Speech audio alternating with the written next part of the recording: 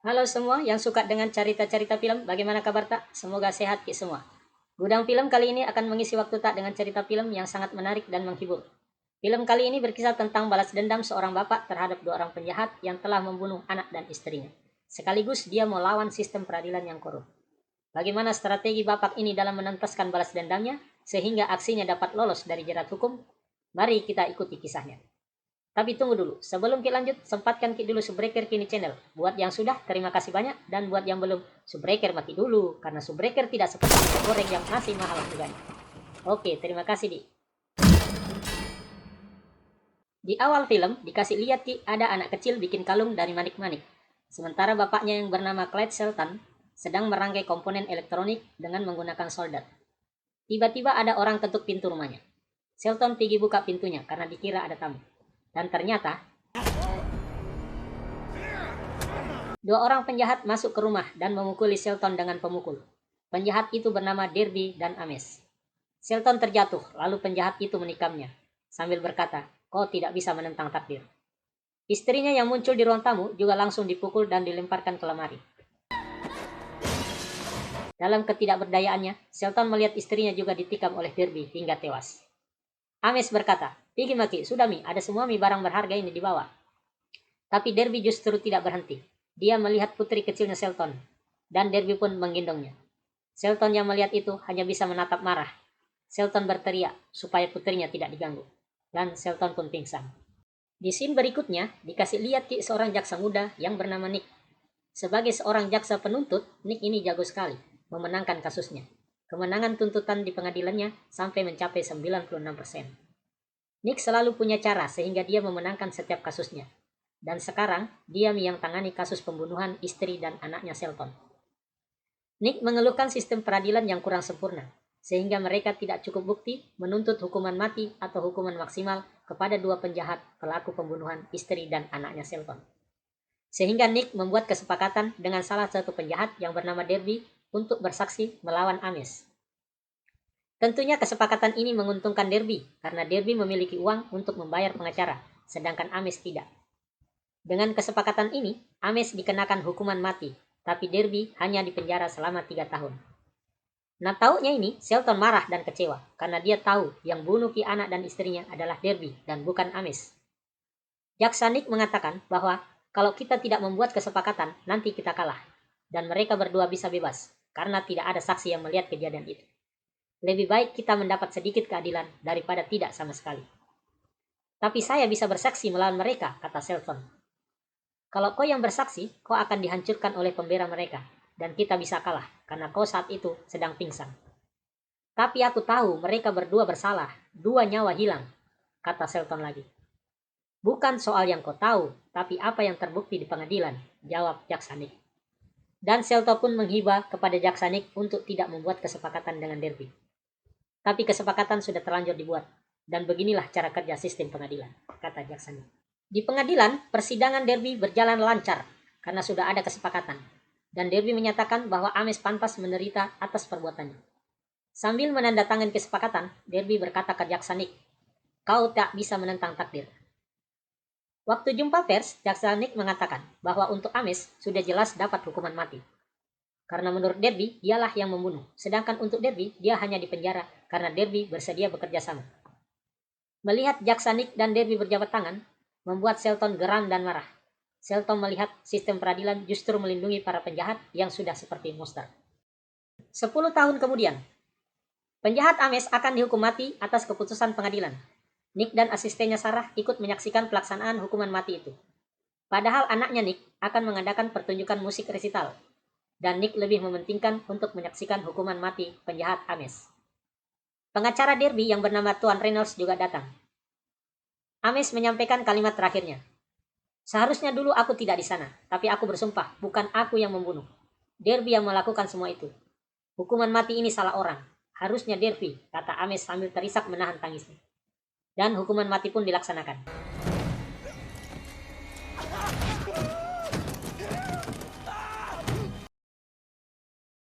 Waktunya dieksekusi Ames, ada keanehan.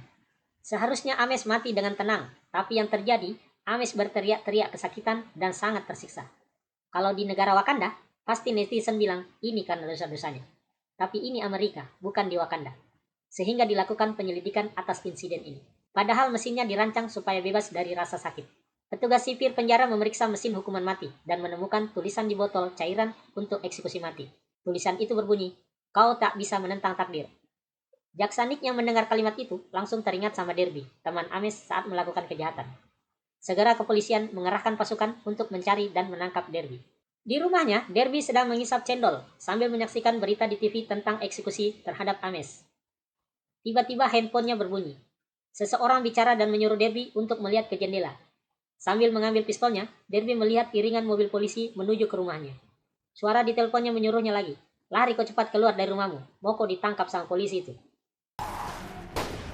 Suara di handphonenya bicara lagi. "Buang nih tuh pistolmu, karena habis nih pelurunya. Cepat kau pergi di gudang tua, ada mobil polisi di situ. Naik mau kau di situ, karena pingsan di polisinya, karena sudah mikestrum." Derby pun masuk ke dalam mobil polisi itu dan langsung mengambil pistol polisi yang sedang pingsan. Berkat bantuan polisi itu, Derby pun berhasil lolos dari kepungan polisi.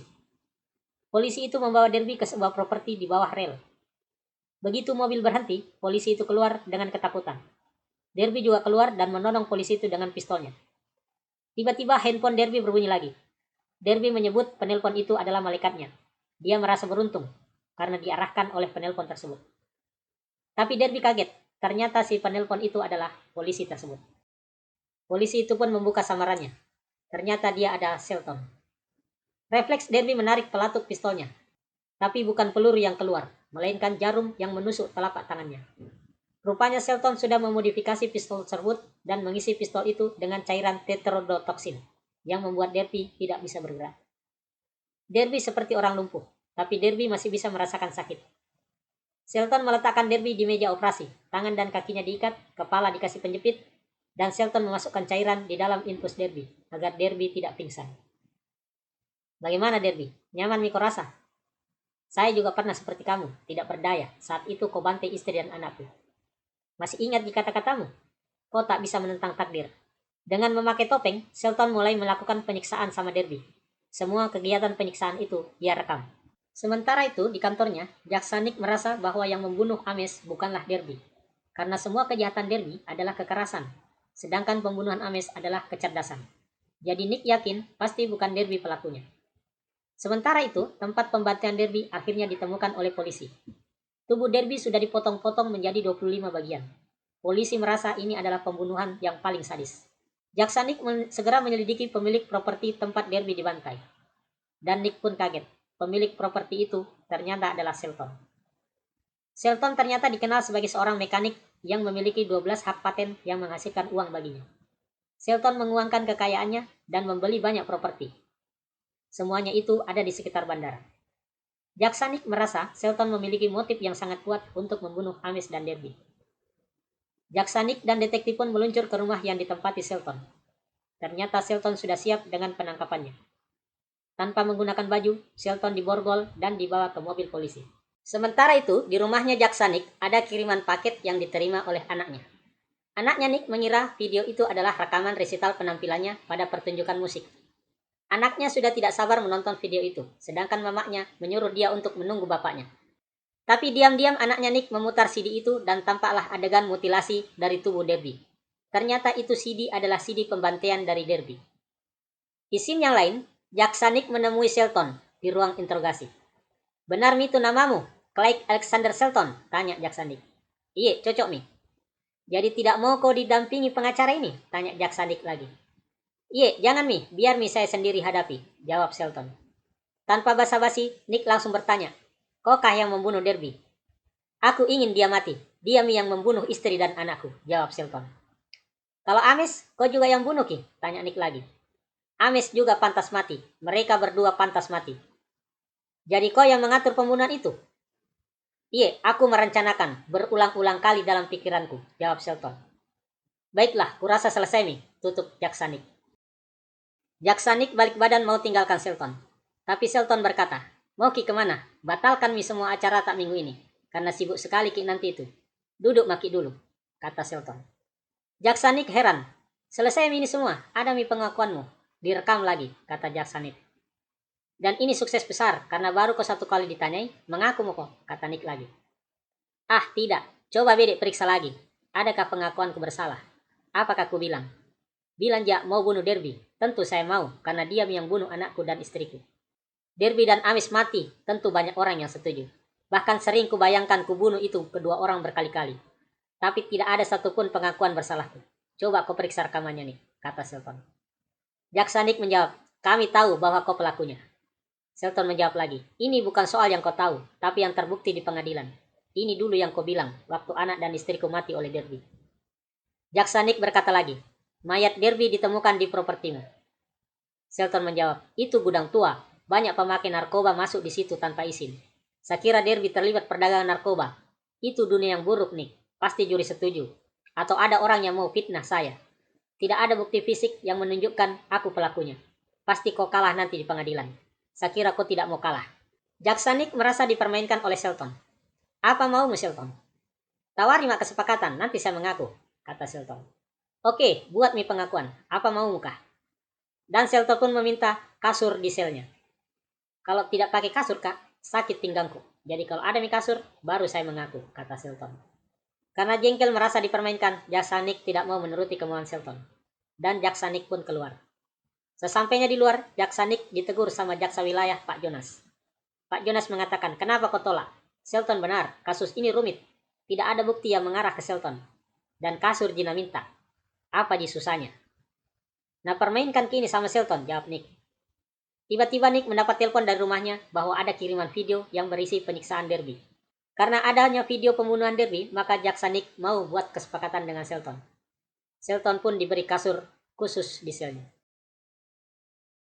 Di persidangan pertama, Jaksa Nick menuntut supaya Shelton ditahan, karena ada kemungkinan dia kabur. Ini harus dilakukan karena pembunuhan yang sadis terhadap Derby dan Ames. Begitu permintaan Jaksa Nick kepada hakim. Giliran Tuan Shelton disuruh bicara, karena dia tidak pakai pengacara. Yang mulia, aku ini warga yang taat hukum, dan aku pria biasa. Aku tidak mungkin kabur. Ini baru dugaan pelanggaran yang pertama kulakukan. Tidak ada bukti yang konkret yang menunjukkan aku terlibat sama kematian Derby dan Ames. Ini terlalu berprasangka dan melecehkan hukum. Ini tuduhan yang tidak mendasar. Hakim pun berkata, oke, aku setuju dengan kamu, Shelton. Kalau begitu, Tuan Shelton kita bebaskan dengan jaminan. Mendengar ini, Shelton tepuk tangan. Excuse me? Shelton memang sengaja membuat keadaan persidangan ini sama persis dengan persidangan pembunuhan anak dan istrinya.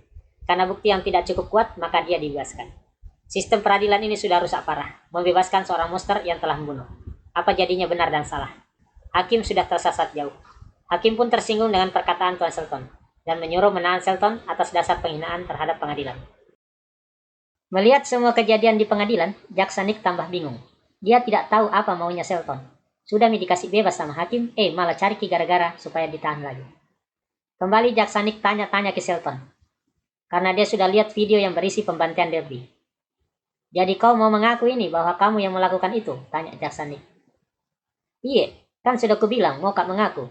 Karena kau kasih kak kasur di selku toh? Jawab Shelton. Yang kau main bilang, apa buktinya kamu yang melakukan itu seperti di video? Tanya Nick lagi. Lalu Shelton menjelaskan dengan lebih rinci. Ku ambil jari tangannya Derby, ku potong dengan pemotong baut. Kemudian jari kakinya ku gunting dengan gunting timah. Bagaimana rinci toh? Lalu bagaimana kau lakukan untuk Ames? Tanya Nick lagi. Itu gampang. Ku retas server perusahaan pengantar cairan ke penjara, lalu ku ganti kodenya. Jadi sesak Ames waktu dieksekusi. Oke, bagus Mitu. Ini sudah jadi bukti yang kuat. Momak pulang, dan kau di penjara Moko. Begitu kata Jaksa Nick. Tapi sebelum Nick keluar dari pintu, Shelton sudah berkata lagi. Aku ada pengakuan lagi, tapi kau harus kasih sesuatu sebagai gantinya. Kasih stik sapi 567 gram, setengah matang Mo, sedikit hangus, ada juga kentang goreng, asparagus, dan labu. Tambah iPod juga, mau kak makan sambil dengar musik. Jengkel ki Jaksa Nick mendengar permintaan yang aneh-aneh. Pengakuan apa yang membuat kau bisa pesan makanan khusus seperti itu? Shelton pun berkata, masih kau ingat J. Reynolds, pengacaranya Derby? Coba kau cari tahu keberadaannya. Jaksa Nick menyuruh Sarah untuk mengecek Reynolds. Ternyata Reynolds sudah hilang selama 3 hari, begitu laporan istrinya. Shelton mengatakan bahwa Reynolds masih hidup saat ini. Nanti ku kasih tahu lokasinya. Antarkan mak dulu makan siangku tepat jam 13.00. Akhirnya pesanan makan siang Shelton pun tiba. Tapi karena sipir penjara jengkel, maka makanannya telat 8 menit. Shelton menikmati makanan steaknya. dan memberitahu lokasi penyekapan Reynolds. Sambil berkata, "Ini waktumu terlambat. Saya tidak tanggung jawab kalau Reynolds sudah mati, karena kau tidak menepati waktu yang kita sepakati." Begitu dapat titik lokasinya, Jaksa Nick segera meluncur ke lokasi dengan sebuah helikopter. Shelton makan dengan lahapnya dan mengajak teman sekamarnya untuk makan, sambil diiringi musik dari iPod. Diam-diam, Shelton memegang garpu dan berjalan mendekati teman sekamarnya. Tiba-tiba Shelton menikam leher teman sekamarnya berkali-kali sampai mati.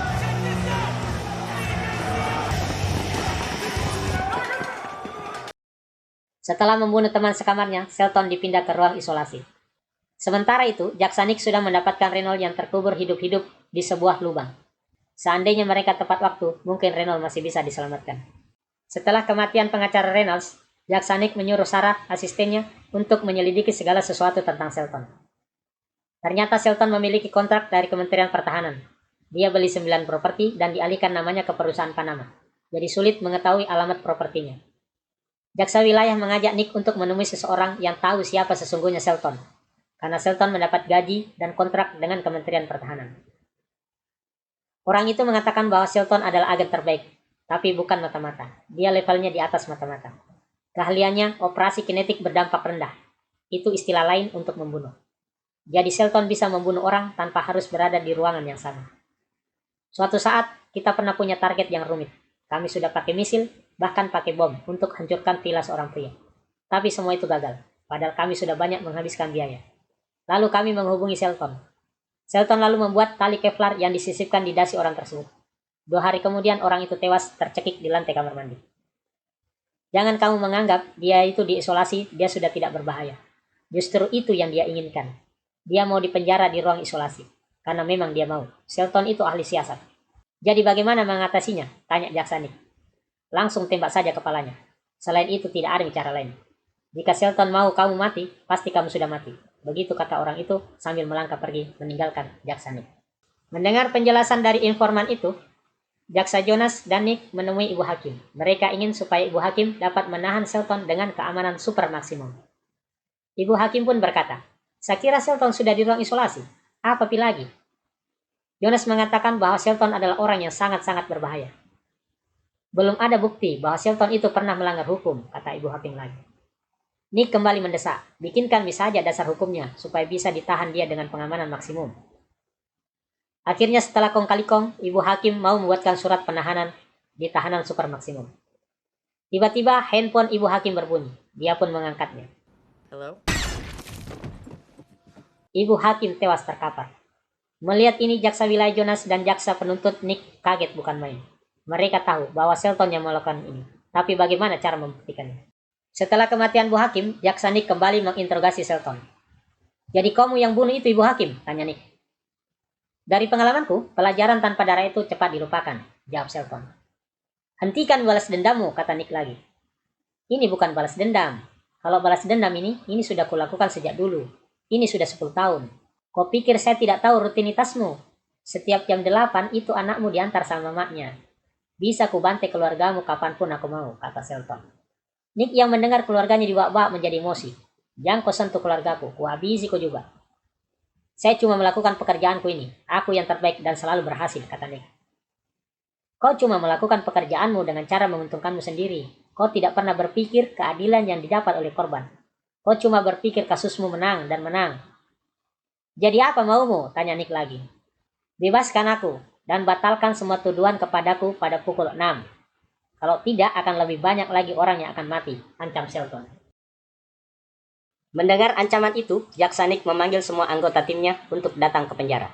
Mereka meneliti semua berkas tahanan dan mencari siapa yang membantu Shelton dalam melaksanakan aksi-aksinya. Karena Shelton sendiri dikurung di ruang isolasi. Mereka berpacu dengan waktu sebelum jam 18.00. Mereka sudah harus menemukan kaki tangan Shelton. Dan waktu menunjukkan jam 18.00 dan tidak terjadi apa-apa. Nick lega dan menyuruh semua anggotanya pulang istirahat. "Besok kita lanjutkan lagi pencarian ini," katanya. Sarah dan anggota yang lain memasuki mobil mereka masing-masing. Dan tiba-tiba, beberapa mobil anggota Nick meledak, termasuk mobilnya Sarah. 6 orang meninggal dalam ledakan itu. Setelah diselidiki, ternyata mobil-mobil itu dipasangi bom mobil, tapi justru mobilnya Nick aman. Nick bingung bagaimana bisa Shelton di penjara, tapi kata-katanya terbukti bahwa akan banyak orang yang mati. Atas kejadian pembunuhan yang beruntun ini, Ibu Wali Kota memanggil jaksa wilayah Jonas dan Nick. "Kenapa bisa terjadi pembunuhan ini?" tanya Wali Kota. "Apa di kerjamu? Nah habisi ki wartawan ini. Mau ki bilang apa? Pasti dia ketawai ki. Masa kita menuduh orang yang sudah di penjara, di ruang isolasi lagi?" "Kayaknya ada ki kaki tangannya Bu Wali Kota. Itu mi yang masih dicari," kata Nick menjelaskan. "Pokoknya selesaikan mi kekacauan ini," perintah Wali Kota. Demi keamanan keluarganya, Nick menyuruh anak istrinya untuk sementara tinggal di neneknya di luar kota. Nick kembali menemui Shelton, tapi kali ini pertemuan dilakukan di luar penjara. Shelton berkata, "Seharusnya kau kabulkan penawaranku. Sampai jam 18.00 saya masih menunggu." Tapi Nick sudah sangat marah karena 6 pegawainya mati sia-sia termasuk Sarah. Shelton justru bilang bahwa ini baru pemanasan. "Aku akan menjatuhkan semua. Aku akan membuat sistem yang korup dan penyakitan ini merasakan akibatnya. Ini harus besar-besaran," kata Shelton dengan dingin. Jaksa Nick dan Jonas menghadiri pemakaman Sarah. Kali ini mereka dapat pengawalan yang ketat. Begitu selesai, mereka beriringan keluar dari kompleks pemakaman. Tiba-tiba ketiga mobil mati dan tidak bisa bergerak. Ada bunyi tembakan.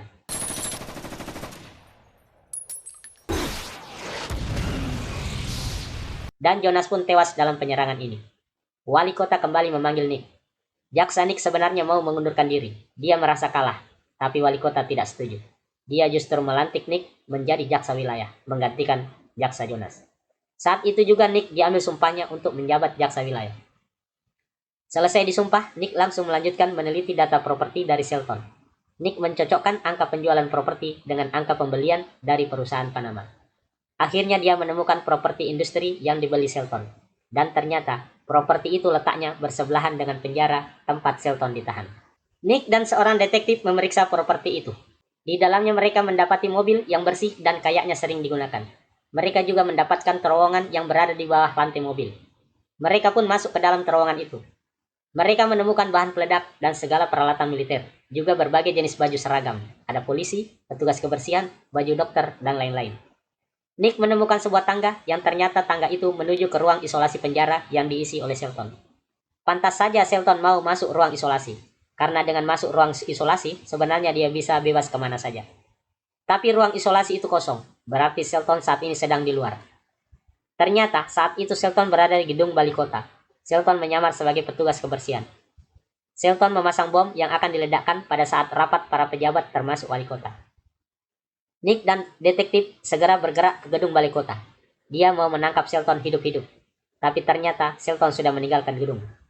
Nick dan tim gegana menyisir gedung, terutama di lantai tempat para pejabat akan rapat. Akhirnya mereka mendapatkan bom waktu yang menggunakan handphone sebagai pemicunya.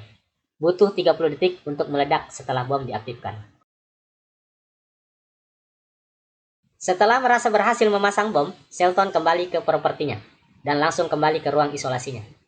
Di ruang propertinya, Shelton tetap bisa memantau ruang rapat di balai kota, karena dia berhasil meretas ke CCTV gedung balai kota. Dalam rapat itu, wali kota berkata, "Masa kita kalah sama satu orang? Satu orang ini lebih pintar daripada keamanan dalam negeri." Shelton yang menyaksikan itu merasa menang dan senang. Dia pun menaiki tangga untuk masuk kembali ke ruang isolasinya. Dia menutup pintu rahasianya. Tanpa diduga, ternyata Nick juga sudah ada di ruang isolasinya. Nick menyarankan Shelton untuk sadar. "Jangan merusak kenangan indah anak dan istrimu." Nick juga minta maaf, "Dan saya sudah belajar dari kasus ini, bahwa saya tidak mau lagi buat kesepakatan dengan seorang pembunuh. Termasuk kamu, Shelton. Berhenti mau kau membunuh orang-orang yang tak berdosa, karena kamu yang akan tanggung jawab sendiri akibatnya." Tapi Shelton sudah dikuasai amarahnya. Dia langsung aktifkan bom yang telah dia pasang. Begitu aktif, Nick langsung keluar dari ruangan itu dan mengunci dari luar, dan berkata, 25 detik lagi, tanggung sendiri akibat perbuatanmu." Dan Nick berlari meninggalkan ruang isolasi. Shelton mendengar bunyi handphone. Shelton baru sadar, ternyata bom yang diletakkan di gedung balai kota sudah dibawa Nick dan diletakkan di ruang isolasinya. Dan meledaklah bomnya di situ. Akhirnya Shelton pun tewas karena ledakan dari bom yang dibuat sendiri. Dan jaksa Nick pun akhirnya dapat menyaksikan anaknya tampil di panggung musik. Begitu ceritanya film yang berjudul Law Abiding Netizen yang dibuat tahun 2009. Semoga bisa menghibur hati. Jangan lupa tekan tombol merah, lalu tombol like dan kasih ke komentar. Terima kasih dan salam good feel. Semangat selalu.